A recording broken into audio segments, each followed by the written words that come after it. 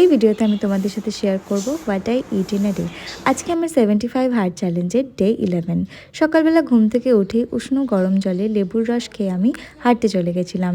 1 ঘন্টা হেঁটে এসে আমি সোক ড্রাই ফ্রুটসগুলো খেলাম এবং তারপরে 10 মিনিট মেডিটেশন করে হোম ওয়ার্কআউট করে আমি ব্রেকফাস্টে অ্যাপেল বানানা পিনাট স্মুদিটা খেয়ে নিলাম। আমি অফিস যাওয়ার আগে খেয়েছিলাম গ্রিন টি, আর তার সাথে মা পুজোর প্রসাদ দিয়েছিল। অফিস থেকে এসে আমি লাঞ্চ করে নিলাম। লাঞ্চে আজকে খেয়েছিলাম মাছ, টক দই আর তার সাথে স্যালাড আর 1 মুঠ ব্রাউন রাইস।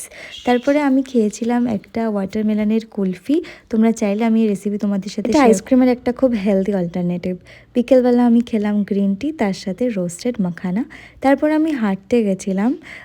আমি 1 ঘন্টা মতো সকালে হাঁটি আর 1 ঘন্টা বিকেলে হাঁটি, আর 20 to 30 মিনিটস মতো হোম ওয়ার্কআউট। 7 PM এর মধ্যে আমি ডিনারটা কমপ্লিট করে নেওয়ার চেষ্টা করি আর রাত 11টার মধ্যে ঘুমিয়ে যাওয়ার চেষ্টা করি। রাতে আমি জিরা ওয়াটারটা খাই।